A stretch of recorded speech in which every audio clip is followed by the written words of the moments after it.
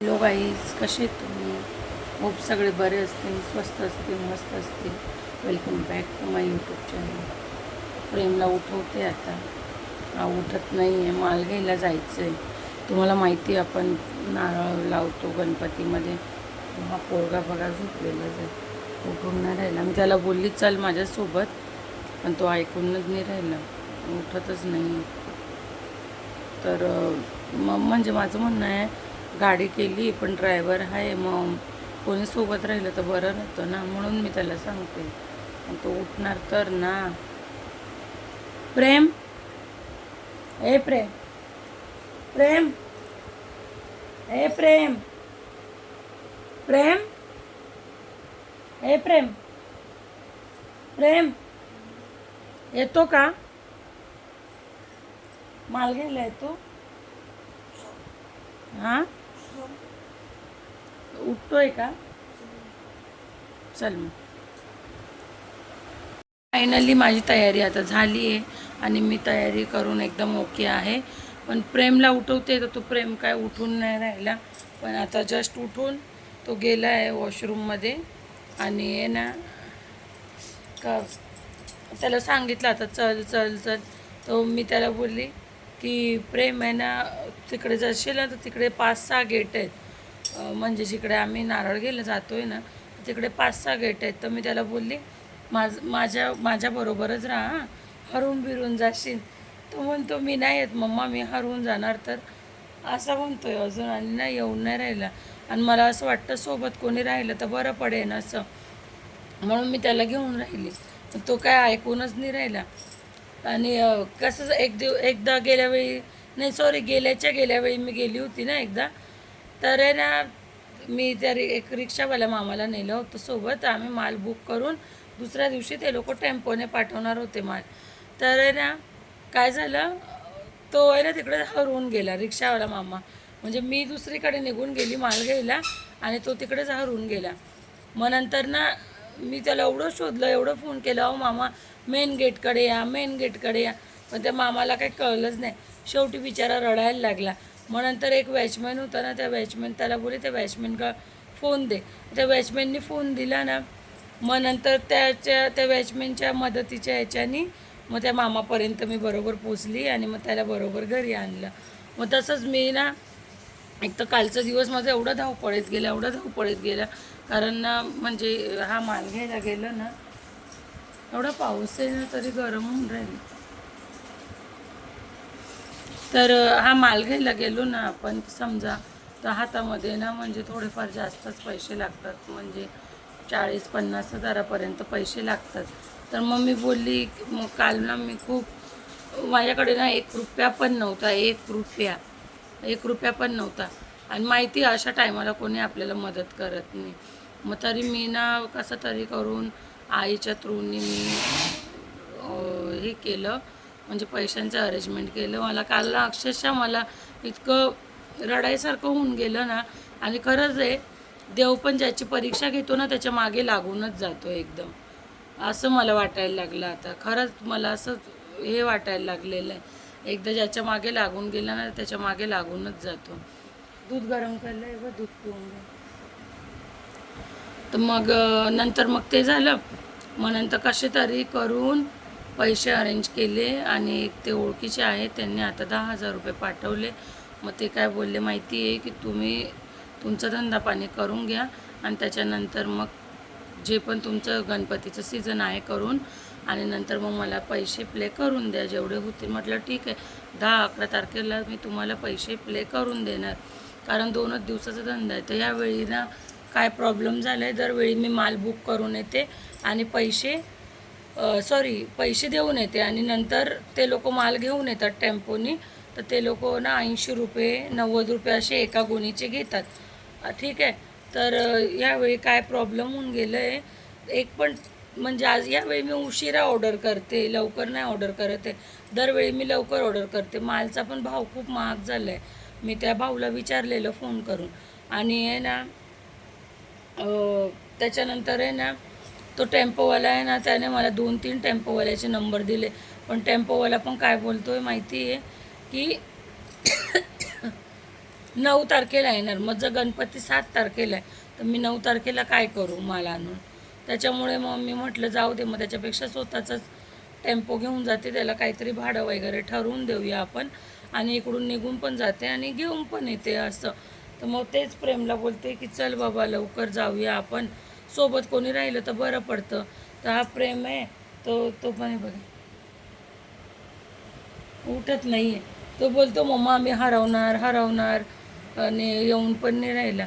आता त्याला मी रिक्वेस्ट करून राहिली की चल चल ना रे. काहीच असं काय नाही. मी काल नाईट मारलेली, मग सीधा 5 वाजता मग झोपलो आणि मग मी माझ्या डोळ्यामध्ये आतापर्यंत झोपू का अख्खा झोपला नाही. म्हणजे मी याला बोलली, मग तो नाईट मारलेली ना त्याने, आणि काल तर मी थकली होती तर झोपून गेलेली, कारण थोडा पण मी आराम केला नव्हता. आणि जे कामधंद्याचे दिवस असतो त्याच्यामध्ये आम्हाला अजिबात मला आराम नसतो. दिवसभर धावपळ, माणूस घरातलं करणार बाहेरचं करणार, दिवसभर धावपळ असते. तरी मग आहे ना त्याला बोललेली चल चल, तर बोलतो मी हरवणार. तर मग आणि ना एकदा प्रेम लहान होता ना तर मला हसायला आलं. एकदा लहान होता आणि आम्ही आहे ना तिकडे आमच्या जुन्या घरी गेलो होतो. तर जुन्या घरी म्हणजे ईस्टला गेलो होतो, तिकडे गणपतीसाठी गेलो होतो. लहान होता हा प्रेम खूप. तर मग आहे ना प्रेमने काय केलं माहिती आहे, तिकडे चॉल आहे, म्हणजे अशी सोसायटी बिल्डिंग नाही आहे, तिथे चॉल आहे. तर तिकडे आपलं घर होतं ना, तर त्याने काय केलेलं माहिती आहे, माझा हात सोडला आणि तो निघून गेला. तर मग आहे ना हात नाही सोडला. हां आपण ना घरी होतो, मग नंतर ना दीदी आणि छोटी कुठे गेले, कुठे ते दुकानात गेले. बोला काय थांबा 2 मिनटं इकडेच, मी वॉशरूमला जाऊन आलो. मी खाऊन पिऊन आलेलो, तर मग नंतर आलो तर मुला इकडून स्ट्रेट होता. मला माहितीच आहे मी हुशार आहे, आणि गेलो तर दुसरीकडेच गेलो. मुलं 1 मिनिट मी कुठे आलो मग, आणि मग असं करता मग मला काय कळालं नाही. म्हणून मी 2 घरं नॉक केले की दादा मला माझी मम्मी हरवली असं. आणि तो दादा म्हणजे एक पहिला घर होतं त्याला वाटलं मी भिकारी आहे, भीक अंकल, ते तर नाही आले. दुसरं घर आलं आणि मग नंतर पोलीस गणपतीचे तिकडे आम्ही गेलो. आणि तो आहे ना असं दरवाजे ठोकता आहे ना, तो दुसऱ्या एरियामध्ये पोचून गेला. ठीक आहे, दुसऱ्या एरियामध्ये पोचला आणि मग आहे ना तिकडे त्या लोकांना काय बोलतो माहिती आहे की माझी मम्मी हरवली आहे आणि माझ्या मम्मीचं नाव सुषमा खरे. मग ते बोलले बाळा तुझं नाव काय. नशीब तेवढी बुद्धी चालली, कारण तो खूप लहान होता, म्हणजे असं एकदम समजून की 2.5 वर्षाचा असेल तो, 2-2.5 वर्षाचा असेल. तो बबली छोटी बरोबर दुकानात गेलेला, तिकडे दूध पिऊन घे जा, दुधाबरोबर दूध आहे, थोडी साखर टाकून घे, पिऊन घे मी बाकीची माहिती सगळी सांगते. तर मग आहे ना काय झालेलं माहिती आहे, तो बबली छोटी बरोबर तिकडे दुकानात गेला आणि ते दुसऱ्या एरियाचं त्याला काय एवढं माहिती नव्हतं. आणि मला काय वाटलं हाय हा बबली छोटी बरोबर. तर आहे ना त्याने काय केलं तसं करता ना तो दुसऱ्या एरियामध्ये निघून गेला. तो दुसऱ्या एरियामध्ये निघून गेला आणि मग तिकडे ना मग रडायला लागला वगैरे. 1-2 दरवाजे ठोकले, त्याला काय ओळखीचं घर दिसलं नाही जिकडे म्हणजे आम्ही थांबलो होतो. मग आम्ही त्या आजूबाजूच्या लोकांकडे थांबलो होतो ना जरा, कारण म्हटलं गणपती विसर्जनला निघेल तोपर्यंत दूध टाकून साखर टाकली, मग तोपर्यंत आपण निघू. तर मग त्याने काय केलं माहिती आहे, दुसऱ्या एरियामध्ये निघून गेला आणि मग तिकडे ते पोलीस विसर्जनच्या टायमाला गणपतीला पोलीस लोक असतात. तर मग त्या पोलिसांना म्हणतो माझी मम्मी हरवली आहे, माझ्या मम्मीचं नाव ना सुषमा खरे आहे आणि माझी मम्मी हरवली. मग ते म्हणतात अरे बाळा, आणि मी ते गणपती विसर्जन तर राहू दे, मी मनातल्या मनात म्हटलं गणपतीला म्हटलं की माझं पोरगाचं भेटणार नाही ना, म्हटलं मी आजपासून तुला मानणारच नाही म्हटलं, असं मी बोलली. आणि एवढं मला रडायला आलं ना, मी एवढं शोधते त्याला, तो काही भेटेना. पूर्ण इथून तिथून पूर्ण एरिया आलथा पालथा गल्ली गोपचा सगळं बघितलं काय तो भेटला नाही. आणि तर शेवटी तिकडे पोलीस होते. म्हटलं तिकडे तुम्हाला, मग तिकडून एक बाई होती, ती आमच्या ओळखीचीच होती. मग तिने ना त्याला शोधून काढलं.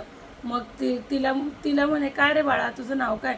तो म्हणतो माझं नाव ना वेदांत सचिन डोळस आहे आणि मी माझ्या मम्मीला शोधतोय, माझी मम्मी हरवली. ती म्हणे तुझ्या मम्मीचं नाव काय? म्हणे सुषमा खरे. आता मी माझ्या वडिलांचं लावते, मी माझ्या पप्पांचं लावते, म्हणजे माझ्या पप्पांचं माहेरचं नाव आहे ते मी लावते, आणि हा आहे ना हा याच्या पप्पाचं नाव लावतो. असं आमचं सिस्टम झालेलं आहे. ठीक आहे. तर मग आहे ना ती बोलते, मग ते म्हणे त्या एका बाईचा पण पोरगा हरवलेला आहे, पण तिचं नाव तर सुषमा खरे आहे म्हणे. मग पोराचं नाव पण खरे पाहिजे, पण पोरगा म्हणतो की त्याचं नाव डोळस आहे. मग नंतर ना असं झालं, आणि मग नंतर आम्ही ना नंतर मग प्रेम भेटला, प्रेमला मग मस्त मिठी मारली मी. ते पोलीसवाले काका होते ना, ते म्हणजे चांगले होते जरा.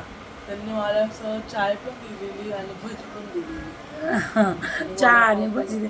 मग नंतर मी बोलली ना की म्हटलं, मम्मी बोलली, ते म्हणे हा बघा हा तुमचा पोरगा आहे का? म्हटलं हाच माझा पोरगा आहे. प्रेमला घेतलं, जवळ घेतलं, मिठी मारली. मग त्याच्यानंतर आहे ना मग मला रडायला आलं, मी रडायला लागली, प्रेम पण रडायला लागला. मग नंतर ना काय झालं माहिती आहे, ते म्हणे लगेच, मग आम्ही निघायला लागलो तर लगेच मी त्यांना थँक्यू बोलली. मग नंतर नाही म्हणे 1 मिनिट थांबा. म्हटलं काय झालं? म्हणे नाही ती बाई म्हणते की तिचं नाव खरे आहे आणि पोरगा म्हणतो त्याचं नाव डोळस आहे असं. तर थांबा म्हणे, तर हा नेमका तिचाच पोरगा आहे का? मी म्हटलं चेहऱ्यावरनं नाही दिसून राहिलं का तुम्हाला? मग प्रेमला बोलले ही तुझी मम्मी आहे का?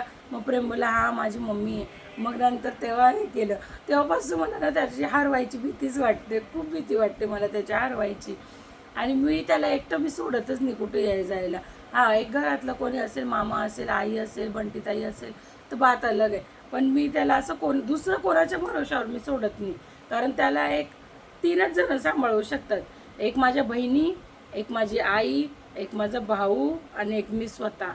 बाकी कोणाच्या बसची बात नाही आहे त्याला सांभाळायची. म्हणून मी कधी कुठच्या नातेवाईकावर पण भरोसा ठेवत नाही, कारण नातेवाईक बरोबर आहे पण आपलाच पोरगा अतरंगी. आता आम्ही निघतो, आता माल घ्यायला जातोय आम्ही, आता उशीर होऊन राहिला.